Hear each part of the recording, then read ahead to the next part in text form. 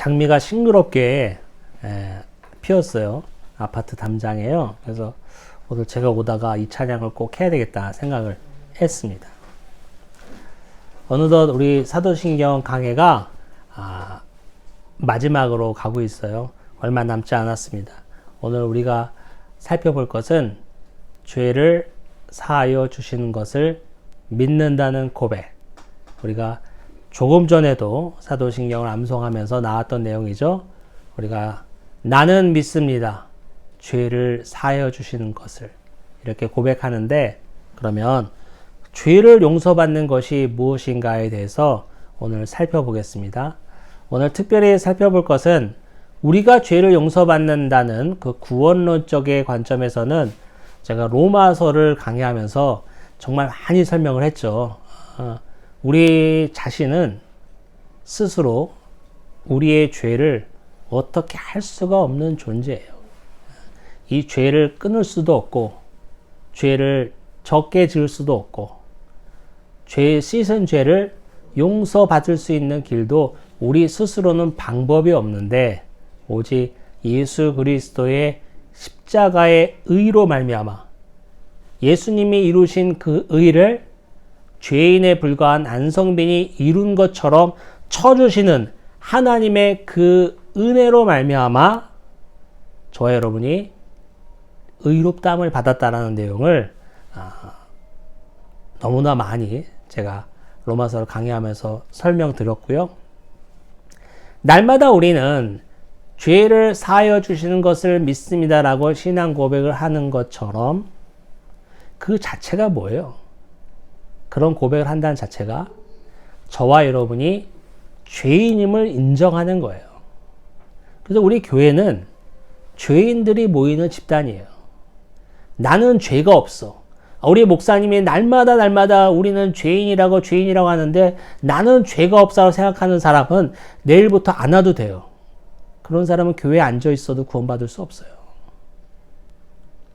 내가 죄인임을 알아야 이 씻을 수 없는 죄를 어떻게 할 수가 없구나라는 걸 알아야 내 죄를 사하시기 위해 십자가에 못 박혀 죽으신 예수 그리스도가 나한테 올 수 있는 거예요. 내가 죄인인 것도 모르는 사람이 예수까지 갈 게 뭐가 있어. 말짱 꽝이지, 교회 와봤자.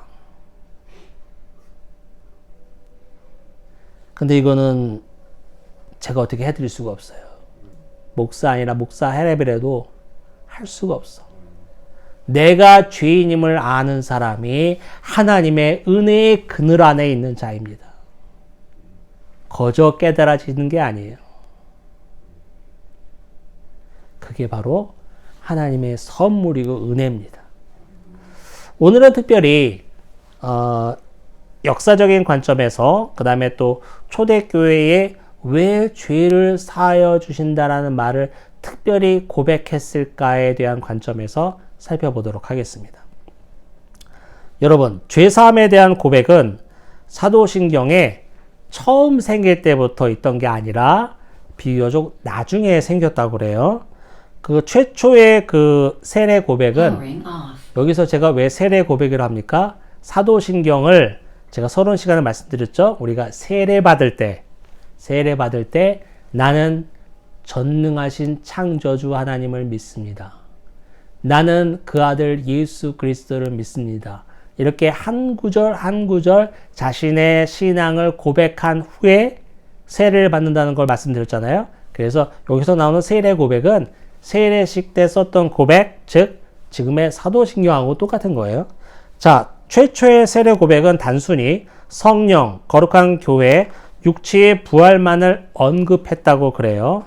그러다가 4세기 무렵에 죄와 그 죄를 용서받는 것에 대한 그 본질을 갖고 성도들 간의 논쟁이 시작됐다고 합니다. 왜 논쟁이 시작됐냐면 4세기만 해도 이제 우리가 서기로 치면은 뭐 300 몇 년 막 이럴 때잖아요. 4세기니까. 그때만 해도 기독교인들은 로마 황제로부터 어마어마한 그 핍박을 받았던 때예요. 모든 재산을 압수당하고, 그 다음에 사회적으로 일자리도 잃게 만들고, 그들이 갖고 있던 지위도 다 땅에 떨어지게 만들고 모인 교회를 다 골라다 찾아가서 불태우고 이런 엄청난 기독교인이라는 이름만으로도 엄청난 핍박을 받던 때가 바로 이 4세기경인데 이때 죄의 본질, 죄를 용서받는 것에 대한 이야기가 나오기 시작했다는 거예요. 303년에 로마 황제 디오클라티아누스라는 황제가 있었다고 합니다. 그래서 그 황제는 특별히 모든 것을 앞세우고 악랄하게 기독교인을 핍박을 했는데 그 핍박에 못 이겨서 교회의 지도자들과 많은 성도들이 교회를 떠나게 됐어요. 여기 교회 다니다가는 야 이제 뼈도 못 추리겠다. 다 끝나겠다. 일단 피신하자. 이런 마음도 있었을 수 있고 하여튼 많은 지도자들과 성도들이 교회를 떠났습니다. 그래서 많은 지도자들이 또 끌려가기도 했어요.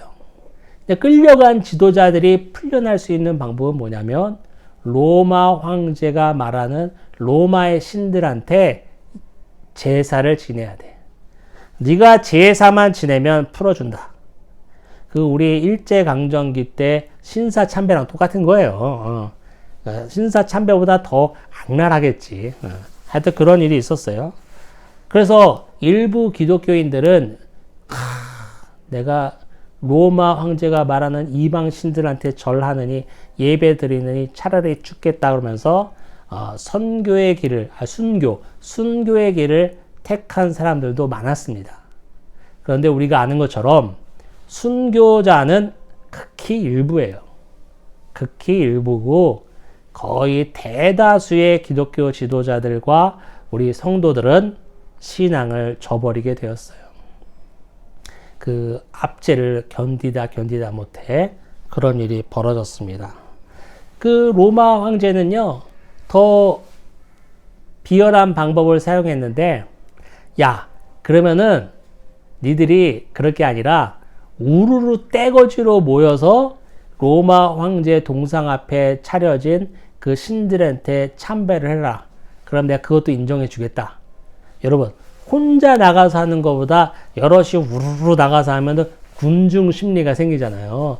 그래서 나쁜 짓도 더 하기 쉽고 좋은 짓도 더 하기 쉽죠. 여럿이 다 같이 하니까 자기에게 돌아오는 그 비난의 화살이, 책임의 화살이 철저히 감해지니까 그걸 또 로마 황제는 이용한 거야. 그래서 그것 때문에 또 사람들이 그래, 그러면 가자. 저기 김 집사님도 간다 그러는데 나도 가자. 그래서 다 우르르 가서 다 참배를 하고 무릎을 꿇는 일이 어마어마하게 더 늘어났습니다. 근데 문제는 아까 303년이라는데 그 로마 황제 그 사람이 얼마 안 있어서 로마 황제가 기독교를 공인하게 됩니다. 근데 몇백 년간 이어진 거지. 예수님 돌아가신 이후에 벌써 300 몇십 년 지났으니까 핍박을 받다가 이제 끝물인 거야. 일제강점기 때도 해방 직전에 더 악랄했죠. 태평양 전쟁을 일으키면서 많은 군사 물품도 필요했었고 더 많이 그 수탈해 갔잖아요. 사람도 많이 끌고 갔었고 이 로마 황제도 마찬가지야. 이제 좀만 있으면 로마가 기독교를 공인하게 되는데 그 바로 직전이니까 더 악랄하게 기독교를 핍박했던 것 같아요. 로마 황제가 기독교를 공인하게 됩니다. 기독교를 종교로 인정한다. 그들의 종교의 자유를 허락한다. 더 이상 종교에 방해하지 않는다라는 공인을 하게 된 거죠. 그러면 어떤 일이 생겼나요? 로마 황제에 절하던, 참배하던, 우리가 쉽게 말하는 배교자죠. 배교자들이 교회로 다시 오기 시작했어요. 그러면서 여러 가지 문제가 생긴 거예요. 그때까지 끝까지 배교하지 않는 사람들도 있었겠죠. 그렇죠? 있었을 겁니다. 다 배교하지 않았을 거예요. 그런데 어느 날 갑자기 저 목사님 로마 황제한테 절했다고 간 사람 아니야? 아무 일도 없었다는 듯이 배교자들이 들어오고 성도들이 들어오고 그런 일이 생긴다는 말이에요. 그러면서 이 교회에 혼란이 일어났는데 어떤 혼란이 일어났냐면 그럼 목사님 나 사실은 지난번 교회에서 세례 받았잖아요. 지난번 교회 그 김 목사님한테 세례 받는데 김 목사님은 그 배교한 사람이잖아요. 그럼 나 세례 다시 받아야 돼? 배교자한테 받았는데 이런 문제가 생기는 거예요. 그러니까 좀 찝찝한 거지. 찝찝한 거야. 그리고 또 아니 어쩜 저럴 수 있어. 최 권사님 그렇게 그냥 저기 로마 황제한테 무릎 꿇고 쫓아가더니만 뻔뻔하게 다시 돌아왔대. 그러면서 무슨 낯짝으로 권사회 들어오는 거야. 이런 문제가 생길까 안 생길까요? 당연히 생기죠. 당연히 생겨요. 그래서 배교한 성도들을 받아들여야 되냐. 나 배교한 목사님한테 세례 받았는데 나 아무래도 찜찜해. 배교했잖아 그 목사님. 나 새로 받고 싶어. 안 목사님 나 새로 해주세요. 이런 문제도 생기는 거야 또. 그래서 배교한 사람과 끝까지 남아있는 교회 성도들 간에 문제가 생기면서 이들을 어디까지 받아들여야 되냐. 아무 일도 없었다는 듯이 배교한 목사님이 다시 와서 목회를 하고 배교한 성도님들이 다시 와서 아무 일도 없었다는 듯이 교회 구성원으로서 예배를 드리고 생활을 해도 되냐는 문제가 교회 곳곳에 일어났습니다. 이러면서 죄를 용서한다는 것에 대한 얘기가 불거지기 시작한 거예요.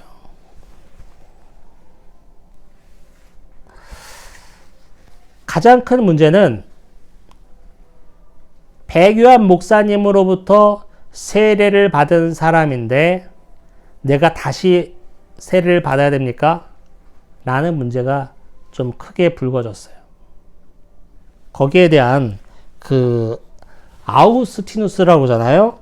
아우구스티누스의 그 설교가 있어요. 그 설교를 제가 한번 읽어보겠습니다. 우리는 결코 어떤 누구에게도 완전히 절망해서는 안 됩니다. 한때 넘어졌던 이들이 돌아왔을 때 그들은 다시 세례를 받을 필요가 없습니다. 다만 이전과 달라진 삶의 모습을 통해 그들이 이미 받은 세례를 진지하게 받아들이고 있음을 보여줘야 합니다. 세례를 2번 이상 받을 필요는 없습니다. 죄에 대한 궁극적인 용서가 예수님의 죽음과 부활 안에서 단번에 완성되었기 때문입니다. 아우구스티누스는 우리가 흔히 말하는 영어식 이름은 이제 성 어거스틴인데 이 아우구스티누스는 세례를 다시 받아야 된다는 문제, 그 다음에 그렇게 철저히 배교해 놓고서 어떻게 뻔뻔히 돌아와서 예배를 드릴 수 있고 예전과 똑같이 생활할 수 있냐라고 지탄하는 남아있는 성도들에게 향하여 이런 말을 한 거예요. 그러면서 이 아우구스티누스의 주장은 이런 걸 주장했습니까? 엘리트 성도들만을 위한 교회가 돼서는 안 된다. 이런 말을 했어요. 이런 주장을 했다고 그래요. 그러니까 교회가 쉽게 말하면 점없고 흠없는 사람들이 와서 예배 드리는 곳이 아니라는 것을 아우구스티누스는 얘기를 한 거예요. 죄 있는 자들아 내게로 오라. 뭡니까? 죄 있는 자들이 오는 것이 교회예요. 죄 있는 자들이. 정말 죄도 없고 흠도 없고 점도 없고 언제나 어디서나 당당하고 떳떳한 사람들이 오는 게 아니라 죄 있는 자들이 오는 것이 교회라는 것을 아우구스티누스는 다시금 강조한 거예요. 그러면서 우리가 2번 이상 그 목사님 받았던 거 찜찜해 이런 마음이 들 수는 있으나 2번 이상 세례를 받을 필요가 없다고 말하면서 죄에 대한 궁극적인 용서가 그 목사님이 신실했는지, 배교했는지, 어디서 공부를 많이 했는지, 똑똑했는지, 그게 중요한 게 아니라 우리의 죄에 대한 용서가 예수님의 죽음과 부활 안에서 단번에 완성되었음을 강조했어요. 우리가 아무개 목사님한테 세례를 받았다고 그래요. 이 세례를 받는다는 것은 우리는 진짜 뭐 교회 이론으로 들어온다 이런 쪽에 의미만 있지만 옛날에는요 죄를 용서받는다는 큰 의미가 있었어요. 그래서 물속에 잠겼다가 일어나면은 내 몸이 씻기듯이 나도 죄가 씻겼습니다. 예수의 그리스도의 의로 의인이 되었습니다라고 고백하는 의식 중에 하나잖아요. 물론 성도로서의 그 입교 절차이기도 하지만, 그래서 이 세례를 아주 중요하게 여겼는데, 세례를 주는 사람, 그 아무개 목사님이 죄를 사는 겁니까? 우리를 위하여 십자가에 죽으시고 부활하신 예수 그리스도가 우리의 죄를 사하시는 겁니까? 예수가 사하는 거잖아요. 그런데 왜 그 목사님한테 받았던 거 찜찜해? 그럴 줄 몰랐어 그 목사님. 이런 말이 왜 나오냐고요. 그 목사님이 우리 죄를 사해 주는 것처럼 왜 그런 말을 하냐고요. 아우구스티누스는 그렇게 얘기하는 거예요. 우리가 받은 죄 사함이 배교한 성직자로부터 받은 거냐, 예수로부터 받은 거냐, 철저히 구분해라. 더 이상 그런 말 떠들지 말아라. 우리는 배교한 성직자로부터 세례를 받고 죄사함 받은 게 아니라 우리 죄를 안고 십자가에서 죽으시고 부활하신 그 예수 그리스도의 단번의 제사로 우리가 죄사함 받은 거다. 더 이상 입 열지 말아라고 설교를 했다고 그래요.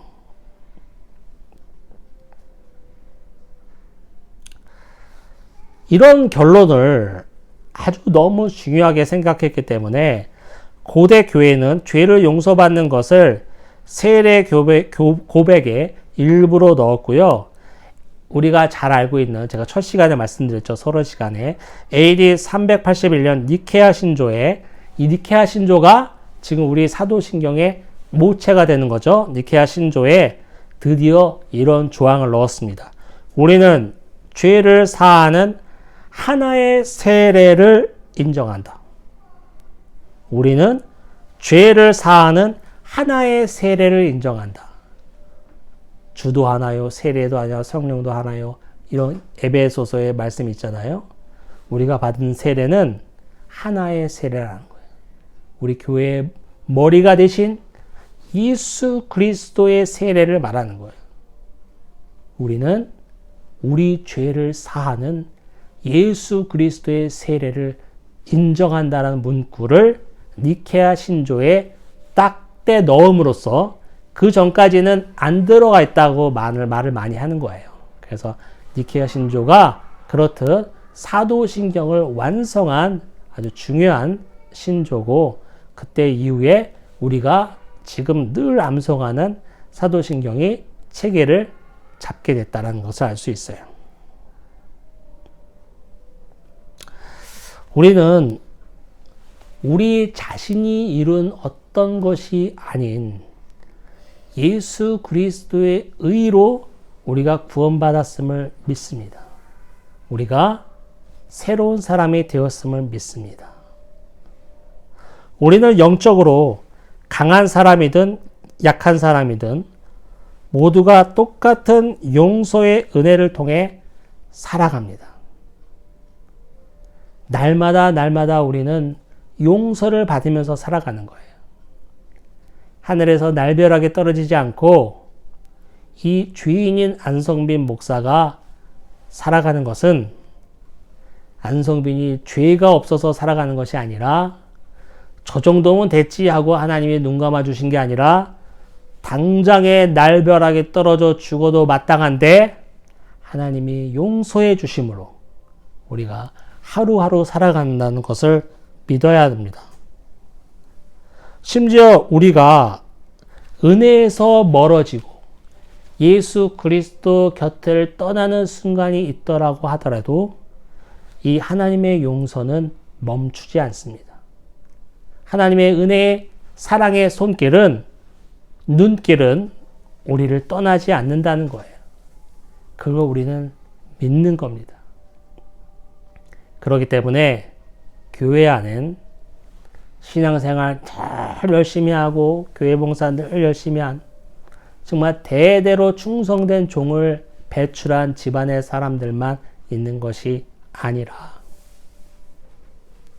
방황하기도 하고 교회를 떠나기도 하고 심지어는 예수님을 부인하고 욕을 하고 떠났던 성도들이라 하더라도 언제든지 교회에 와서 다시 한 식구가 되고 그리스도의 사랑 안에 들어올 수 있는 거예요. 누구는 되고 누구는 안 된다라는 말이 교회에서 있을 수 없고 저런 죄를 지은 사람이 어떻게 뻔뻔하게 다시 교회에 올 수 있어 라고 지탄을 할 수도 없습니다. 우리는 그것을 명심해야 돼요. 우리는 날마다 그래서 고백하는 겁니다. 우리의 죄를 사하여 주시는 것을 내가 믿습니다. 아멘. 이런 고백이 날마다 있는 겁니다. 7세기경에 시리아에 아이작이라는 그 목회자가 있었는데 이 사람이 이런 말을 했다고 그래요. 제가 한번 읽어봐 드리겠습니다.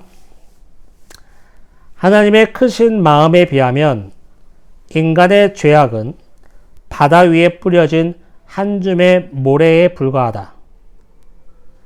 한 줌의 먼지가 힘차게 흐르는 강물의 흐름을 방해하지 못하듯 피조물의 죄가 창조주의 은총을 가로막을 수 없다. 아멘. 맞네요.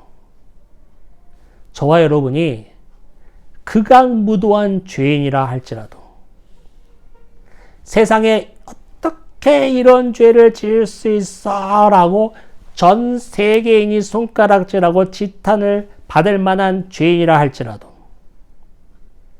그거는 피조물이 지은 죄에 지나지 않잖아요. 창조주 하나님의 용서의 스케일에 비하면 그거는 티끌도 되지 않는 겁니다. 우리가 아무리 큰 죄인이라도 피조물의 죄가 창조주 하나님의 은총을 가로막을 수 없습니다. 기도하겠습니다. 하나님 아버지 감사합니다. 오늘은 죄를 사하여 주시는 것에 대해서 상고해 보았습니다. 내가 잘나서 이 자리에 앉아 있는 것 아니고 내가 떳떳해서 이 자리에 앉아 있는 것 아니고 너무나 부끄럽고 미약한 죄인이지만 오늘도 죄인을 오라 하시는 주님의 음성을 듣고 이 자리에 나왔으니 주님, 연약한 우리를 돌보아 주시고 죄를 지을 때마다 죄에 아파할 수 있는 은혜를 허락하여 주옵소서. 우리가 아무리 큰 죄인이라 할지라도 창조주 하나님의 은총을 막을 수 없음을 우리가 알게 되었으니 죄에 넘어지지 아니하고 다시 아버지의 사랑의 힘으로 일어나는 은총이 있게 하여 주옵소서. 예수님의 이름으로 기도합니다. 아멘.